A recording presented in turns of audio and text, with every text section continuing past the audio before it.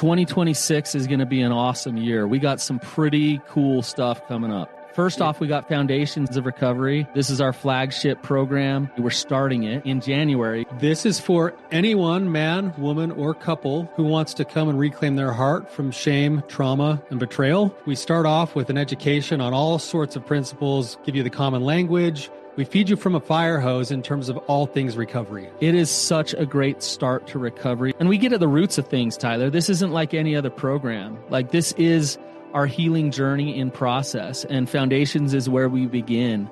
If you look at the value that you're getting there to kick off a good recovery with all of the right education, all of the right language, and a team to get you started while also being directed by Brannon and myself through the whole process, what a deal. So if you're interested, if you're struggling, if you've been wanting to do something for a long time, jump into this. This only comes around every so often, and we would love to have you there. Click the link in the description to sign up for it. And to make it even sweeter, we're also including a raffle for a free pass to the Radiant Dawn retreat. Anyone who signs up for Foundations will be added to the raffle for that free Radiant Dawn pass. If you're a man and you sign up for Foundations, your name still gets entered, and you can give that pass away if you win it to any woman that you want to. So what you're saying, Tyler, is if you sign up and participate in Foundations, you could possibly go to Radiant Dawn for free?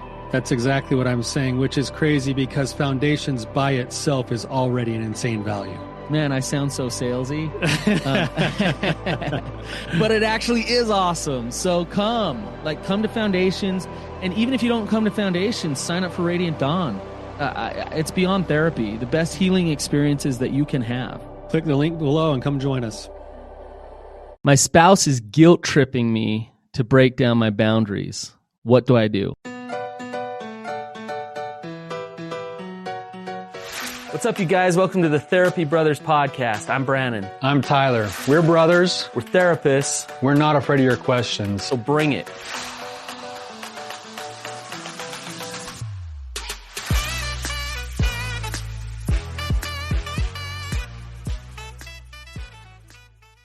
All right, Brannon, this is going to be a good one today. I'm excited because before we get into the question, we officially now have our first 1-star review, and that's what we're going to start with today. Awesome. So we love all of your feedback. We appreciate this feedback, and we're gonna speak to it for a second. All right. So this one's from Jess, please. It says, toxic gender stereotyping. Why do men love porn, video games, and Mountain Dew? This title is sexist and suggestive. You are setting an expectation that men behave badly and also that women don't struggle with these same things. You're perpetuating toxic gender stereotypes from one clinician to another. You are doing a disservice to our community. So to respond to that, first off, I would invite this person to listen to the episode, not just look at the title, because that episode was about healthy masculinity. It was about how we believe that men are adventurous, that they're warriors, that they are lovers, and so it was very much about. I mean, we're both men, Tyler, but it's about how much we just value masculinity and healthy masculinity. The other thing that I'd like to say is, I would love for this person to come on our show and to discuss with us maybe the problem that they're having with our title and to discuss kind of gender stereotypes and masculinity and femininity. That's one of my favorite topics. So from one therapist to another, I would invite you on, and I'd love to have a discussion with you. Love that too. We do appreciate the feedback. So thank you. We definitely, Brannon and I have had a discussion about this before we came on the show and said, you know what, like, of course, our purpose isn't to try to do damage in this area. We're actually really speaking to what authentic masculinity really is. And if you listen to the episode, I think you'll see that there's some truth in what we're saying as well. And I would imagine that whoever wrote the review would probably line up a lot more with the values and things that we believe than you think we do. Yep. But yeah, thank you for your review. We love your reviews. Please keep them coming. They help us to get better. So, yes. Porn, Mountain Dew, and video games are very popular among men, and I won't back down from that. No, I It's don't. true. But not every man wants Right. those things. I get it. Right. And we're not necessarily dismissing the fact that women also struggle with some of these things some of the time. It just happened to be that the episode that we were talking about had to Was do with about that. masculinity. Yeah. Yeah. So All right, man. I don't know if we need to say much more. Hopefully if this person left a review, they're listening. how can they hit us up to be a guest? Like I'd love to talk to you next week. We would love to have anybody come on as a guest. If you've got your own questions, or if you're this therapist, you can go to therapybrotherspodcast.com, or you can go to lovestrong.com and look for the Therapy Brothers link, or they could also go to you, Brannon, right at brannonpatrick.com. And there's a Ask Me Anything place, and you can submit something there, and I can get your information, and we'll get you on. We'd love it. Yeah. Thank you for being a fan one way or the other. Yes. All right. This question here, Brandon, I'm going to read it. It's a little bit long. It's going to kind of tap into kind of Christian values and boundaries and all sorts of things. So there's a lot here. So I'm just going to read it and we'll get into it. Okay. Okay. It says, love your enemy, do good to those that spitefully use you, turn the other cheek, go the extra mile. I'd love to hear your thoughts on these Christian ideals that can be weaponized by a spouse to assault boundaries you have put in place. Do I believe in these values? Yes. Do I believe that boundaries are a must? Yes. And this is newer for me. I've done some deep down soul searching to come to my core values and truth and have strived to live by these. Much thanks to your podcast and answers to questions to help ground me and help me discover these truths for myself. I have felt betrayed in my relationship with my wife, and I have set personal boundaries that take me out of the situations that led to these feelings of betrayal because it's something I can control myself. Namely, I will no longer spend time with my wife and her friend as it is not a safe environment for me. Their actions together go against my values of loyalty, trust, and family. I've clearly addressed my concerns directly with my wife and a friend, so there is no ambiguity on how I feel about their relationship. I have found peace in this decision, which should make one think all would be well, but once I find turmoil in my life. I've taken a leadership role in our church, and my wife's anxiety spiked.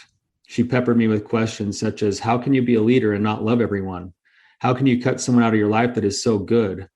My friend does not even know if she can come to church with you as one of the leaders. You are a hypocrite for saying people should show love and kindness to others, yet you cut this person out of your life and don't welcome them into our home. Dang, Brannon and Tyler, I'd love some insight here. I'm not out slandering this person by any means, but they are also not feeling loved by me. Love your enemy? How exactly are you supposed to love the person that seems to have replaced you and the family in your spouse's life? It feels like the Christian principles mentioned previously are being used as a wrecking ball on my boundaries.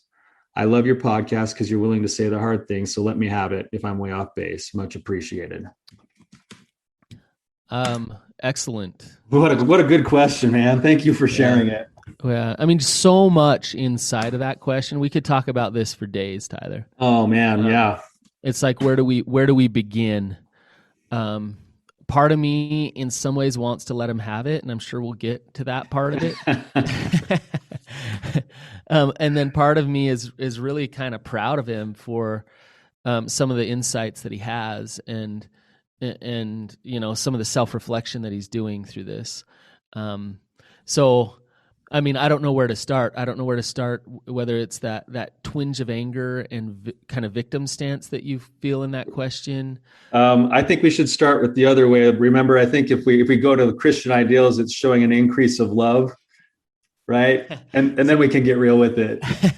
Well, okay, so right there is one of the points, okay, which is, I think, critical to all of this. Christ in his life set some boundaries with some anger in his life. So he set some boundaries with some anger. So think about that. Does that mean that Christ isn't loving? Nope.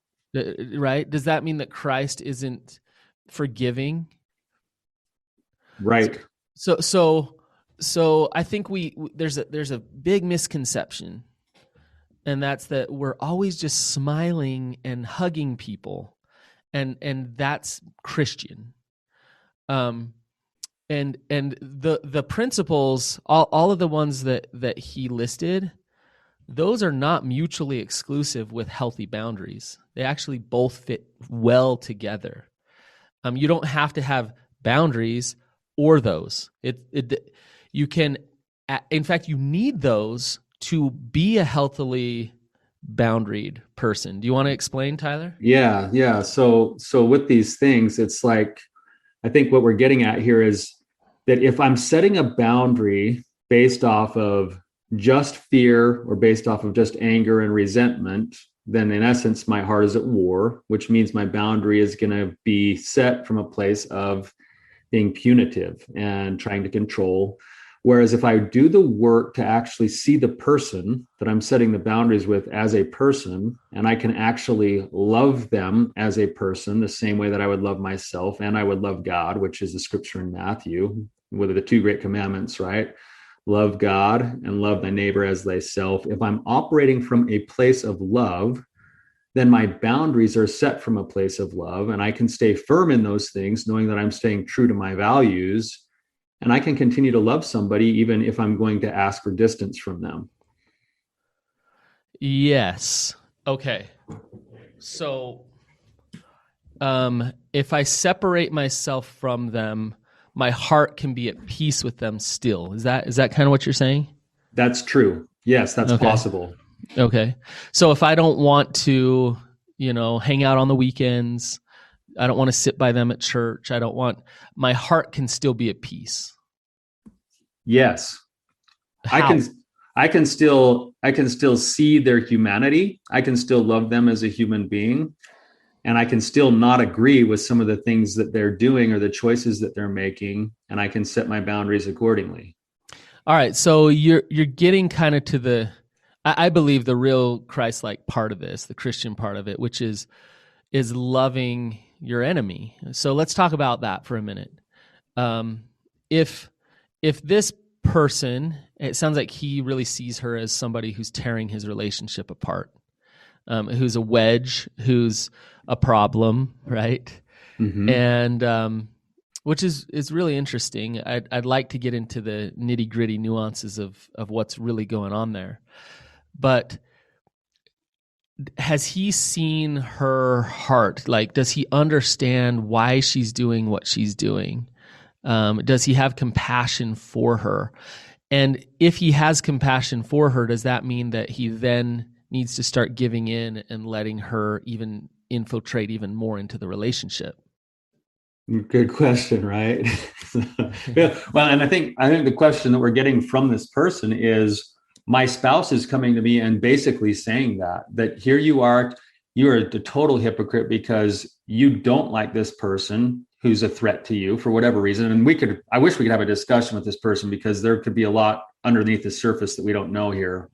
But she's coming to him and saying, you're a hypocrite. You're not Christian. Now you're taking a leadership role in our church. How can you consider yourself a Christian and doing these things when you can't love this other person?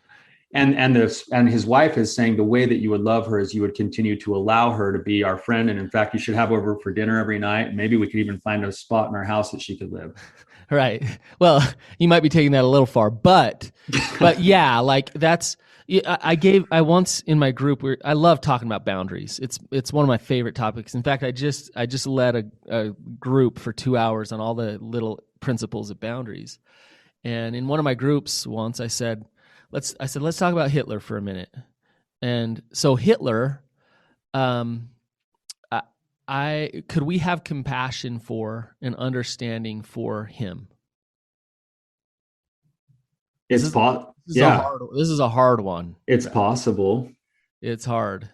Absolutely. Like we don't know all of everything about his life and where he came from, and does it justify the atrocities that he did? I don't think it justifies that, but we can have compassion for him.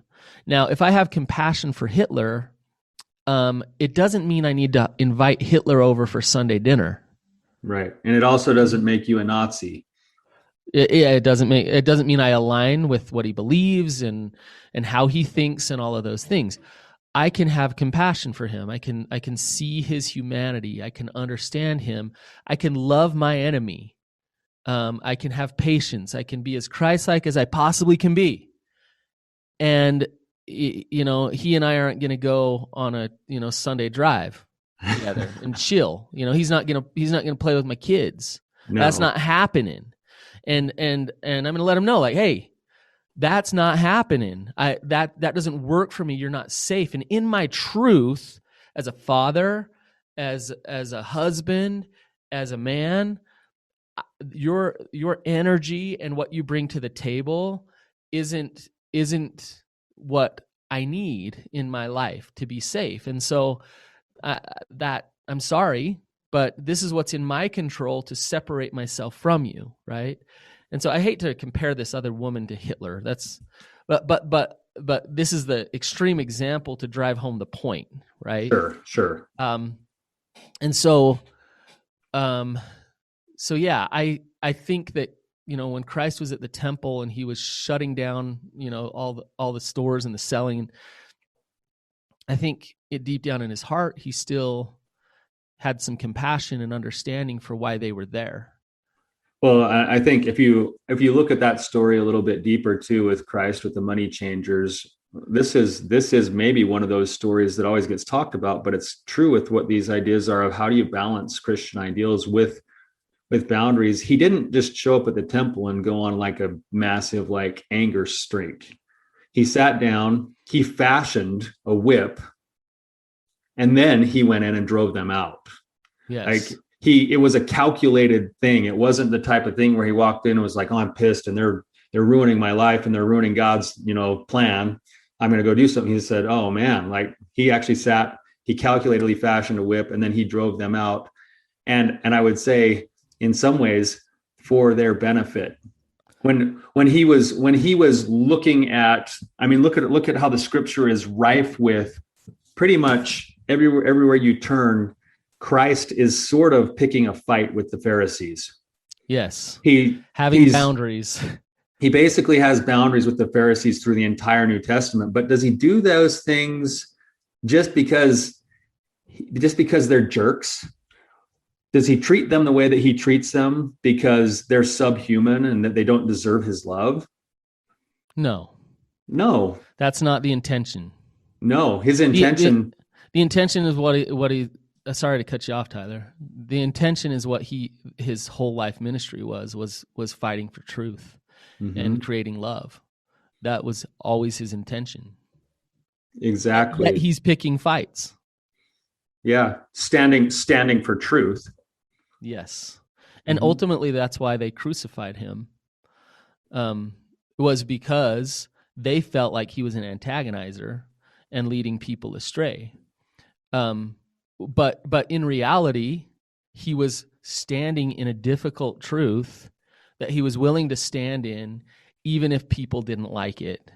Right. And that is a healthy boundary that he was holding. And he loved the people who crucified him. He begged for their forgiveness as he was dying. Yes. So these paradoxical principles, I think, exist to really push us and refine us as human beings.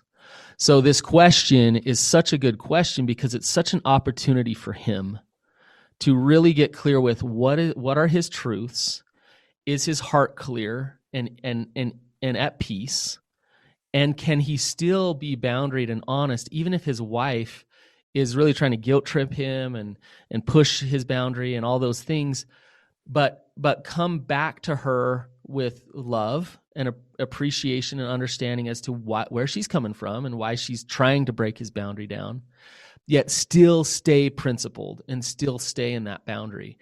This is difficult stuff. It's really hard stuff. I want to throw this at you. This is part of his question, Brannon. I want you to try to figure out the response and maybe some principles that go along with the response here as to how do you stand in love and boundaries when your wife comes to you and says, and I'll be the wife, How can you be a leader and not love everyone? How can you cut someone out of your life that is so good? My friend can't even come to church because you're one of the leaders now. You're a hypocrite. So I think there's an important thing to understand.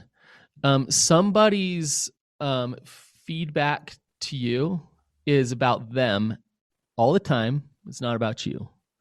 So I'm not saying be prideful and shut down and don't listen to her. But what I am saying is before you take offense, before you get defensive to what she's saying, try really, really hard not to take it personally and try to hear her in it. What is she saying? She's saying, I'm sad because I feel like I'm not in a marriage with somebody who loves and accepts me fully. I'm sad because I want to love my friend and be close to my friend, but still also be in my marriage. And so this is really, really hard for me. That's hard. I feel like I'm losing a friendship. I'm stuck between a rock and a hard place here. And if I can just break you down and show you that you're wrong here, then I can have both, right? And dang it, I want both. And so that's what she's saying.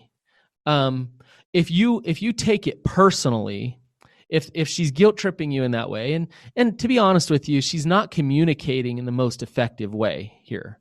No. By using guilt and some maybe manipulation to try to get what she wants.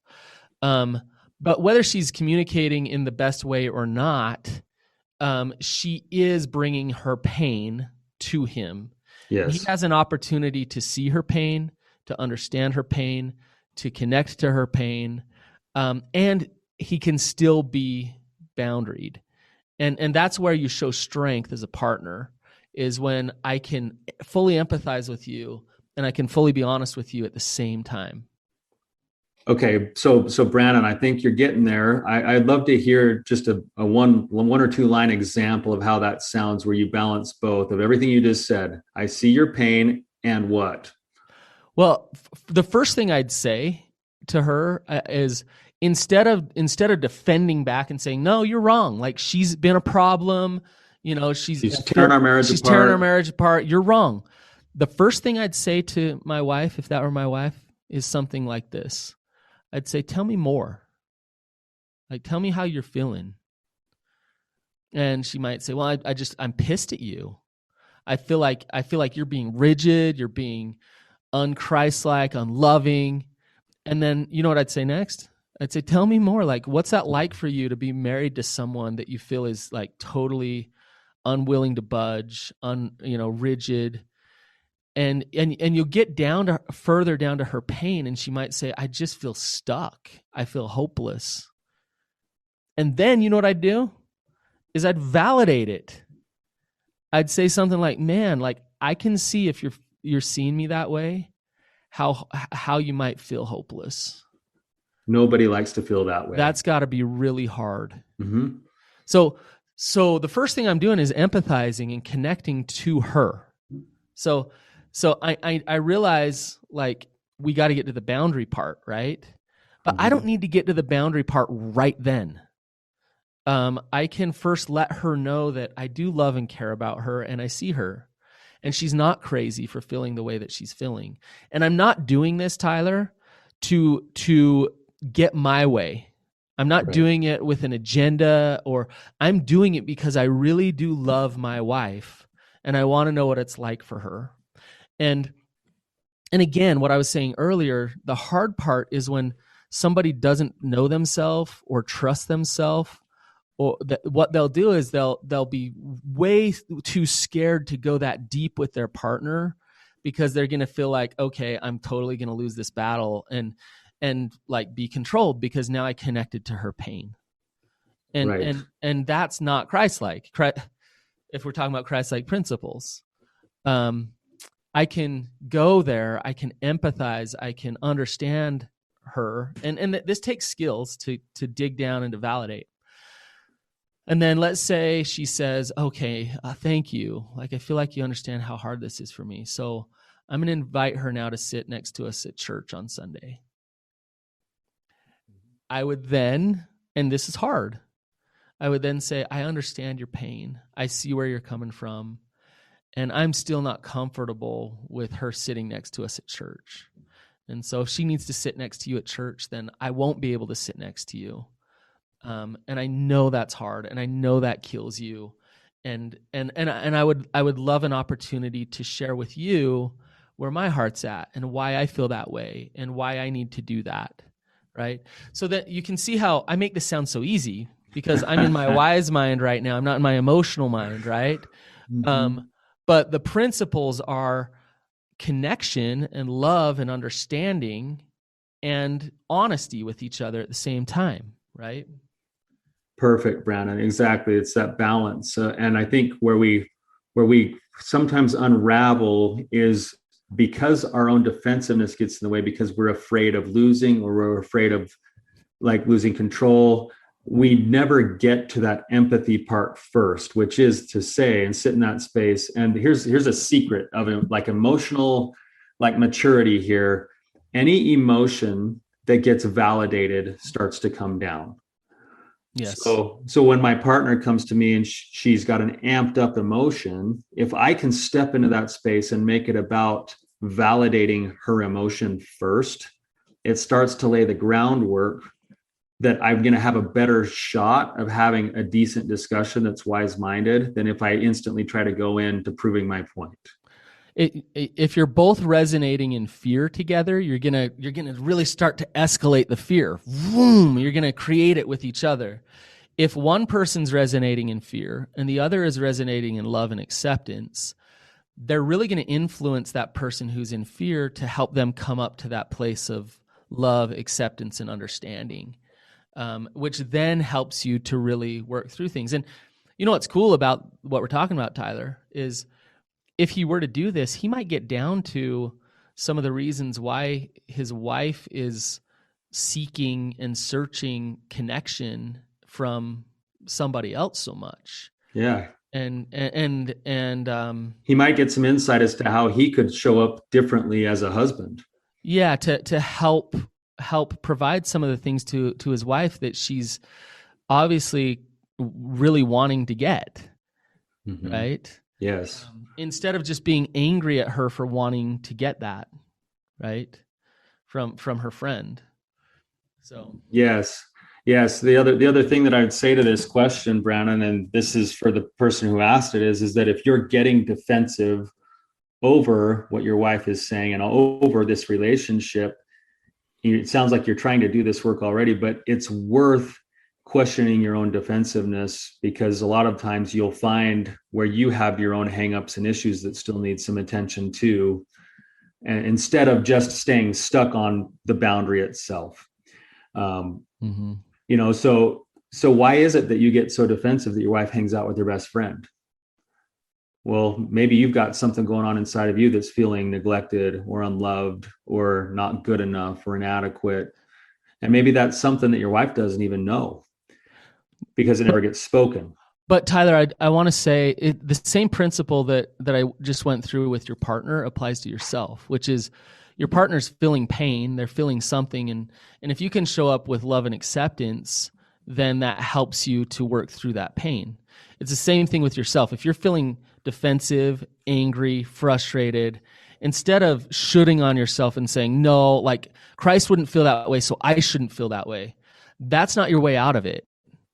Right. It's actually, I do feel that way, and I can accept that that's where I'm at. I can accept that my heart's not at peace right now, and so I'm going to sit there. I'm going to just be there. I'm going to look at that, and that's what you're saying, right, Tyler? I'm saying be curious with that. Lead yourself into that instead of letting the defensiveness prevent you from being curious with those things. There's actually some stuff going on that could actually help to liberate you in terms of owning those things and validating those things and meeting yourself with the same love and compassion that we're trying to teach you to meet your wife with as well. Exactly. Yep. And if you can get down to those things, then you can be more clear with what your boundaries really are and what you really need in your relationship. Right. I'm having that scripture that I referenced come back again, Brannon, that the two great commandments is to love the Lord thy God with all thy heart, might, and soul, and then to love thy neighbor as thyself. Mm-hmm. And really the question here is, who's God? And then if we were to go even a little bit deeper, God is love. So love with all your heart, mind, and soul. Like, and to do that for yourself and for your neighbor. It's funny. It's funny, Tyler, you saying that. One of my good friends called me, and he was having some just frustrations in his marriage, and so he said, well, he gave me a few situations like, well, this has happened, and this is what do you think I should do? And I kept getting back to this like, I would teach him how to love her, how to empathize with her, how to be honest with her and boundaried with her, and I go through these things, and finally he's like, what, you just want me to be perfect? And it's funny because I'm like, it's interesting him saying that because he knows like what I'm saying is true, but we're humans, and it's hard. Totally. Like it's just love, just you know what? Sometimes you're not going to. Sometimes you're going to suck at this. But it's really trying to let go of the fear and the resentments and those things, and trying that again and again and again will make you a person who's learning and growing, and a person who can create safety and connection in your relationship. Right. And we don't have to be perfect at that, but I do think it's a good anchor to try to come back to ask, really, the question should be not to Brannon and I, but to between you and God. How do I actually show my love based off of the values that I know? And that should lead you to an answer that will come between you and your relationship with God, that will say something like, show your wife that she means something to you, be curious with her feelings, show this other person that she's human and that she's worthy of love, and then set boundaries accordingly based off of the values that you have. Here's a question, Tyler, for you. What if his wife will never get to a place where she sees that relationship as a problem, that his wife won't agree with him, that it's gone to the extent that it has, and his wife is just like, no, like, you're kind of making all this up in your own head. Mm-hmm. Then what? We talk about love and acceptance. Yeah, that's okay. Yeah. Right? Like it's okay that she can see her friendship as something different than he sees it. And it should still be possible for both of them as a couple to come together and seek understanding and even validate the other person's feeling without agreeing on the on the content. That's okay. Like, there's marriages, every marriage has a few of these things that never get solved ever. And, yeah. And it's okay. It's okay to not have them solved as long as there's empathy and respect and there's healthy boundaries. Yes. So I think this is a classic mistake that most couples make in relationships. They think the way that we come to some love is by being in alignment together on everything. And that's BS. Yeah. Because believe me, my wife is so different than me.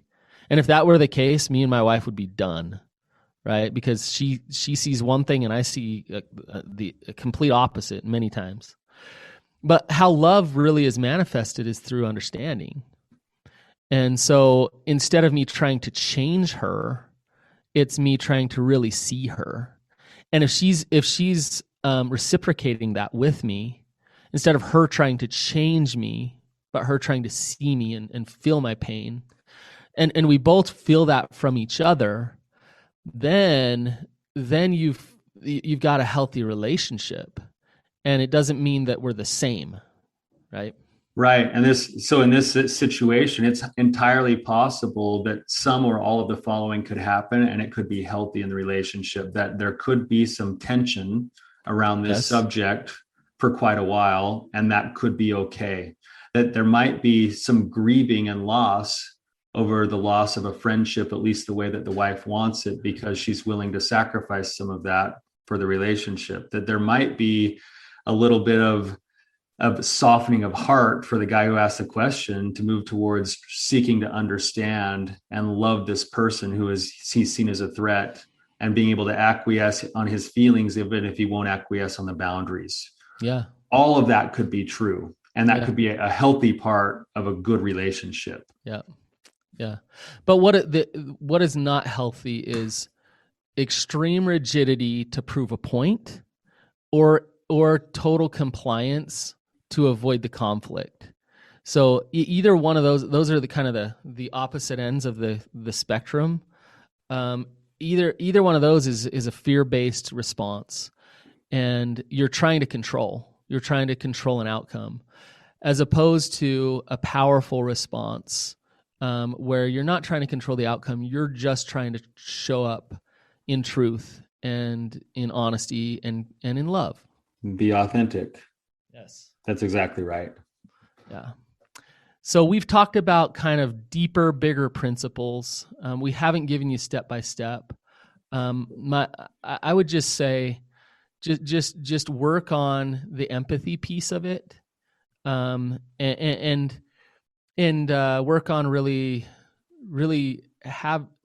trying to help your wife feel that she is understood and loved. But I would encourage you and support you in maintaining your boundaries at the same time. Exactly. If you're looking for some resources, we reference this one all the time as the Anatomy of Peace, but another one that would be really good for your situation is called The Bonds That Make Us Free. If you're looking for some additional help on these principles that Brannon and I have talked about, you'll find them kind of strewn throughout both of those books. Yeah. And it sounds like he might have already taken it, but I got my boundary boot camp for $10 over at brannonpatrick.com. So go check that out. Yeah, that would actually be a really good thing for this question. Definitely. Yeah. It would actually be good for both of them if they'd be willing to take it together. Absolutely. So. Well, you guys, if you're finding value in this stuff, please continue to share with your friends. I know that we hit on all sorts of different topics, and we're getting feedback from people that we are reaching people and helping. And your way to help us is to continue to share and make comments. Yes. So awesome, you guys. And if you want to come on the show, then don't hesitate. Go to the websites we listed earlier and just say, hey, I want to come on. I got this issue. And we are not afraid of any topic, anything you bring to us. We'll dig into it. So have a good day, you guys, and we'll talk to you later.